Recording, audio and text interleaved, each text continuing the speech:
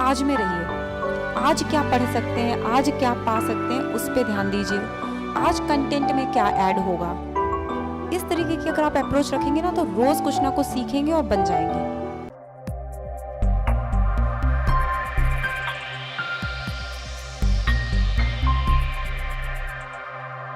Parents हैं यहाँ पर, ऐसा मुझे बताया गया। तो पेरेंट्स के लिए या आप लोगों के लिए भी कि घर में पढ़ाई का माहौल कैसे बनाना है, या फ्रेंड्स के साथ रहते हैं तो फ्रेंड्स के साथ कैसा बनाना है। घर मतलब जहाँ आप रहते हैं। जब मुझे लिखना था तो मैं बड़ी घबराई हुई थी। मैंने मम्मी से कहा, मम्मी मैं टेस्ट कहाँ दूंगी और परीक्षा की मैं तैयारी कैसे करूँगी, मुझे बड़ा डर लगेगा पहली बार परीक्षा हॉल में जाके। तो उन्होंने बोला घर में डिसिप्लिन, इस सब चीज़ों का एक ही सोल्यूशन है, डिसिप्लिन लेकर आना। तो उन्होंने बोला एक काम करते हैं, हम तुम्हें पेपर प्रिंट करके दिया करेंगे, तुम बैठ जाना और हम टाइमर लगा करके ले लेंगे। 2 घंटे का प्रेजेंस होता है, वो 1 घंटा 50 मिनट का टाइम लेके और बस मेरा पेपर खींच लेते थे। तो एक प्रेशर मेंटेन रहता था कि नहीं नहीं वो अभी ले लेंगे आकर के पेपर, और वो उसको फिर चेक करना, एनालाइज करना, वो सब होता था। तो इस तरह का माहौल आप टिप्स घर पे यूज़ कर सकते हैं। विनीत ने कहा ना, वो लिखते थे कि हर घंटे उनने क्या किया। जब ऐसा लगे कि घर में डिसिप्लिन नहीं आ रहा, 3-4 दिन लिखिए हर घंटे आप क्या करते हैं। कई बार ना आत्मग्लानि होने लगती है कि अरे यार बहुत ज़्यादा ही टाइम बर्बाद कर रहे हैं, पढ़ लेना चाहिए। एक चीज़ और, मोटिवेशन की मैं बात करूं, मेरा मानना है यहाँ पे ज़्यादातर लोग मिडिल क्लास बैकग्राउंड से आते हैं। हमारे मम्मी पापा ने क्या सैक्रिफाइसेस किए हैं वो हम सबको मालूम है। जब भी कभी लगे ना मन नहीं कर रहा या कुछ गलत करने का मन, कि अरे आज नहीं पढ़ो, कल नहीं पढ़ो, परसों भी मत पढ़ो, आंखें बंद करके सोचिएगा कि आपके माता पिता ने क्या क्या क्या छोड़ा होगा आपके लिए, और आप ये अगर थोड़ा सा मेहनत कर ले, थोड़ा सा और त्याग, तो उन्हें कितनी खुशी होगी।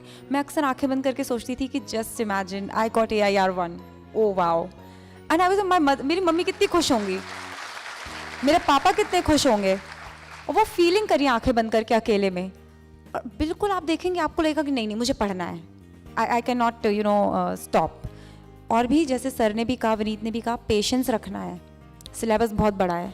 जब पहाड़ चढ़ना शुरू करते हैं, पहले 2-3 कदम तो ठीक है, उसके बाद सोचते हैं अरे क्या करें, पीछे जाएं, आगे जाएं।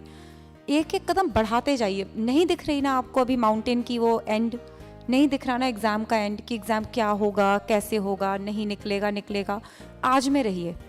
आज क्या पढ़ सकते हैं, आज क्या पा सकते हैं, उस पर ध्यान दीजिए। आज कंटेंट में क्या ऐड होगा, इस तरीके की अगर आप अप्रोच रखेंगे ना तो रोज़ कुछ ना कुछ सीखेंगे और बन जाएंगे, निकल जाएंगे आप।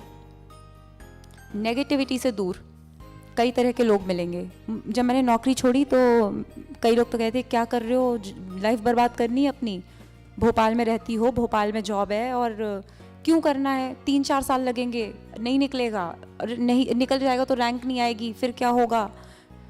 मतलब बहुत तरह की बातें उन्होंने की मेरे से।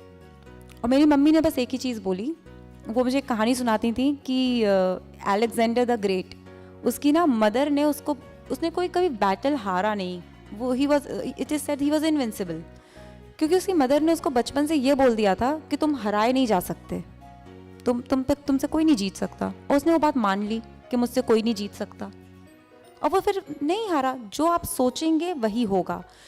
बिल्कुल गांठ मान लीजिए कि चाहे कितनी मेहनत हो, कुछ हो, मैं करके दिखा दूंगा या दिखा दूंगी, 1 साल के अंदर दिखा दूंगी। बिल्कुल ऐसी दृढ़ संकल्प रखिए, और ऐसे लोगों से दूर ही हो जाइए जो नेगेटिव बात करते हैं, वो आपको नीचे खींचेंगे।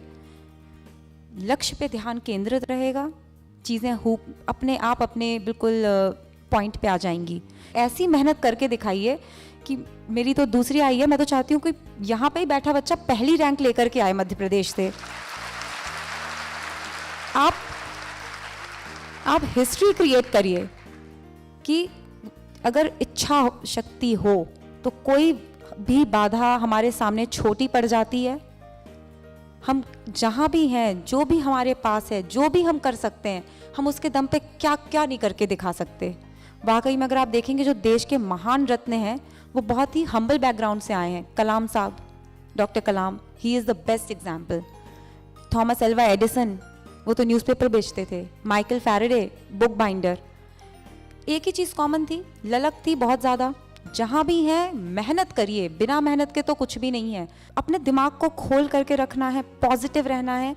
एक लाइन मैं ज़रूर कहूँगी और आप याद रखिएगा, सोल्यूशन ओरिएंटेड। प्रॉब्लम्स आएंगी, उसका सोल्यूशन क्या है? सब्जेक्ट बोरिंग है, बुक बहुत मोटी है, एक बार में नहीं पढ़ी जाती। Solution, divide it. अंग्रेज़ों ने एक पॉलिसी यूज़ की थी इंडिया के लिए, डिवाइड एंड रूल। स्पेक्ट्रम की जब मैंने किताब उठाई, 800 पन्ने, जो मेरा एडिशन था वो ग्रीन वाला, और मुझे लगा 800 पन्ने हिस्ट्री, इंजीनियरिंग के स्टूडेंट को हिस्ट्री तो ऐसा लगता है कि शौक सा देती है। ठीक है, 800 पन्ने हैं, मैं 30 दिन में पढ़ूंगी, डेली 2-2, 3-3 घंटे निकालूंगी, 30-30 पेज पढ़ूंगी, अच्छे से रट लूंगी। भाई 30 पेज पढ़ सकते हैं ना, 100 पेज नहीं पढ़ सकते कि 8 दिन में ख़त्म कर दी। 30 पेज तो डेली पढ़ सकते हैं, वो करेंगे। 30 पेज भी नहीं पढ़े जाते, मैं 1 महीने नहीं, मैं 2 महीने में करूँगी 15-15 पेज करके, वो भी नहीं होता। मैं इतना डिवाइड कर दूंगी कि मैं उसको जीत लूँ। अपने हिसाब से करिए, यूजुअली हो जाता है। हमें डर लगता है, जिस भी सब्जेक्ट में ज़्यादा बोरिंग लगे ना, उसमें ये टेक्निक कर लेना कि दिन में 3 घंटे केवल उसको निकाला, फिक्स नंबर ऑफ पेजेस पढ़े और आगे बढ़ गए। बस एक बार यही कहना है कि you can, you will, nothing can stop you. मुझे पता नहीं, ऐसा फीलिंग आ रहा है कि शायद आगे चल करके यहीं में से कोई रैंक 1 निकलेगी, क्योंकि मैं भी थोड़े टाइम पहले उसी साइड पे थी ना, तो ऐसा लगता था अरे कुछ अलग लोग होते हैं क्या।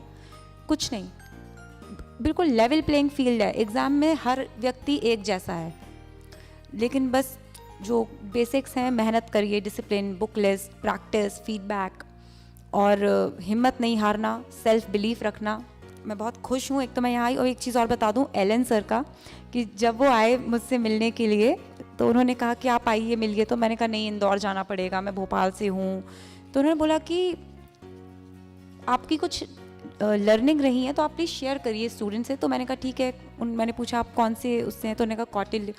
तो बहुत अच्छा रीच है कौटिल्य का, इसलिए मैंने डिसाइड किया कि मैं यहाँ आऊँ ताकि ज़्यादा से ज़्यादा बच्चों से रूबरू हो सकूँ।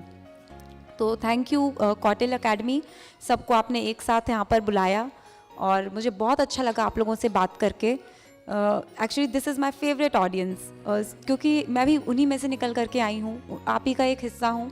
आई होप आप यहाँ से कुछ सीख करके जाएंगे। लास्ट में बस एक चीज़ मैं चाहती हूँ कि आप लोग बोल दें, वो वाली जो रो है ना, वो बोलेगी वी शुड, ये रो बोलेगी वी कैन, और ये रो बोलेगी we can, we will. Clear? First row, all the very best.